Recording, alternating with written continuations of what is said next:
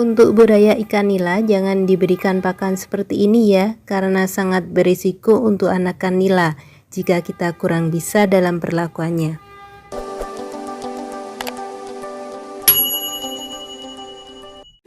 Halo sahabat Erito Widya, kembali lagi ya di channel kami, channel tentang pembudidayaan, hobi serta keindahan alam sekitar kita ya. Kali ini video yang akan kita ulas adalah tentang budidaya ikan nila. Bagaimana cara yang benar memberikan pakan untuk ikan nila, khususnya untuk anakan nila yang masih sangat rentan ya sahabat. Pakan adalah faktor penting bagi pembudidaya ikan nila, karena jika kita salah dalam pemberian pakan akan berakibat fatal bagi hasil budidaya ikan nila kita. Bisa jadi jika kita sembarangan dalam pemberian pakan, maka pertumbuhan ikan akan tidak maksimal. Bahkan hal yang paling buruk adalah ikan-ikan kita akan mati karena kekeliruan kita dalam memberi pakan. Menurut teori, kebutuhan pakan ikan nila adalah kira-kira sekitar 3% sampai dengan 5% dari bobot ikan nila. Untuk buraya dan benih yang masih kecil, makanan yang kita berikan kita sebarkan merata di seluruh permukaan air. Apabila makanan berbentuk larutan, maka penyebaran dapat kita lakukan dengan alat penyemprotan atau spray. Sedangkan yang berbentuk tepung dan remah dapat kita taburkan begitu saja dengan tangan kosong. Yang perlu diperhatikan jika Anda menggunakan pelet untuk makanan anakan nila, jangan berikan pelet dengan ukuran yang besar. Sesuaikan dengan ukuran ikan nila tersebut. Jika Anda menggunakan pakan pelet dengan ukuran yang besar dan jika terjadi sisa-sisa makanan di dalam kolam, maka akan meningkatkan racun amonia di kolam dan bisa jadi akan menimbulkan jamur di ikan dan berujung dengan kematian ikan. Untuk budaya ikan nila jangan diberikan pakan seperti ini ya, karena sangat berisiko untuk anakan nila jika kita kurang bisa dalam perlakuannya. Tips kami untuk menghindari atau memperkecil jumlah makanan yang tercecer. Jika makanan berbentuk pelet atau yang kita berikan untuk ikan-ikan besar, dapat kita taburkan di suatu tempat yang tetap, yang kita lakukan saat yang tetap pula. Tempat tersebut biasanya adalah di dekat pintu pengeluaran air. Dengan waktu dan tempat yang tetap itu, maka ikan-ikan akan terbiasa menunggu makanan di tempat tersebut, sehingga akan memperkecil jumlah makanan yang tercecer. Kita sebaiknya memilih tempat pemberian makan itu di dekat pintu pengeluaran air, adalah dengan maksud agar apabila ada sisa makanan yang tidak habis termakan, hasil pembusukannya akan mudah terbuang bersama air melalui pintu tersebut. Jadi dapat memperkecil pengotoran air kolam, yang berarti memperkecil bahaya yang mengancam. Makanan kita berikan secara berangsur-angsur sesuai dengan bagaimana ikan-ikan itu mencaplok dan makan habis makanannya. Apabila kira-kira 30% dari jumlah ikan yang ada sudah tidak mau lagi menyambar makanan yang kita lemparkan, maka pemberian makan tersebut kita hentikan. Manfaat bila kita sering memberikan pakan. Pemberian makan untuk budaya dan benih perlu kita lakukan sesering mungkin ya. Sebaiknya tidak kurang dari 6 kali sehari.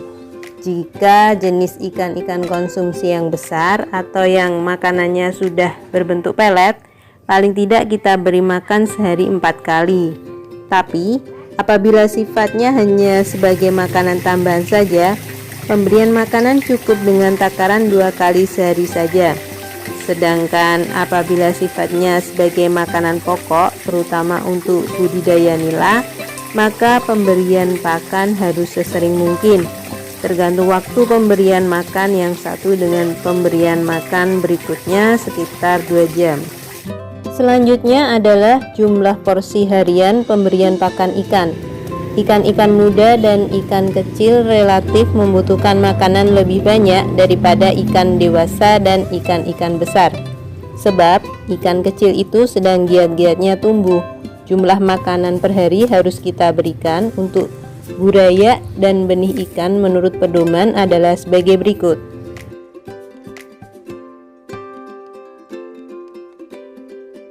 Kita sesuaikan ukuran pelet berdasarkan besar kecilnya si ikan nila ya. Ikan besar atau umur lebih dari 120 hari sudah dapat kita beri makan pelet. Jumlah rangsum hariannya berkisar antara 1-4% berat badannya.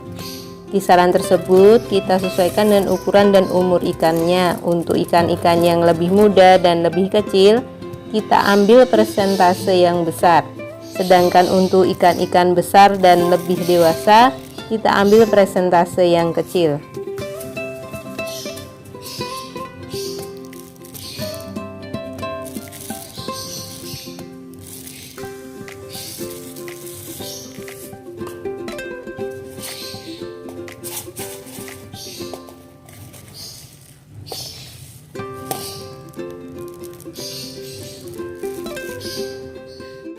Cara pemberian pakan ikan pengaruh dengan lingkungan. Keadaan suhu air sangat berpengaruh terhadap pemberian pakan. Hal ini ada hubungannya dengan nafsu makan ikan yang bersangkutan. Apabila suhu air terlalu rendah atau lebih tinggi, nafsu makan ikan akan terganggu, sehingga makanan yang kita berikan banyak yang tidak termakan. Selain suhu, kadar oksigen juga sangat berpengaruh terhadap pemberian makanan. Apabila kurang dari 5 mg per mililiter atau 5 ppm, maka nafsu makan ikan dapat hilang. Turunnya kadar oksigen dalam air disebabkan oleh berbagai macam hal, antara lain adanya proses pembusukan, air tidak mengalir, penghuni yang terlalu padat, dan kenaikan suhu. Proses pembusukan yang menghebat karena banyak timbunan sisa-sisa bahan organik. Selain dapat menghabiskan persediaan oksigen, juga penghasil senyawa racun seperti amonia. Agar ikan-ikan kita tidak terganggu oleh amonia tersebut, maka harus kita usahakan agar kadar tidak sampai lebih dari 1,2 mg per liter atau 1,2 ppm. Berbagai macam usaha yang dapat kita lakukan untuk mencegah terjadinya penurunan kadar oksigen antara lain: pertama adalah memasukkan air baru, sedangkan kedua membuang air yang lama atau terutama bagian bawah dekat dasar. Ketiga, mempertahankan kedalaman air. Yang keempat, mencegah terjadinya pengotoran. Kelima, memasukkan udara segar melalui aerasi atau pengudaraan. Sedangkan yang terakhir adalah yang keenam adalah melakukan pengadukan atau agitasi. Demikian sahabat beberapa tips cara yang benar memberi makan ikan nila, khususnya untuk anakan nila atau buraya nila. Semoga bermanfaat ya, dan dapat Anda praktikkan untuk keberhasilan budidaya Anda. Terima kasih.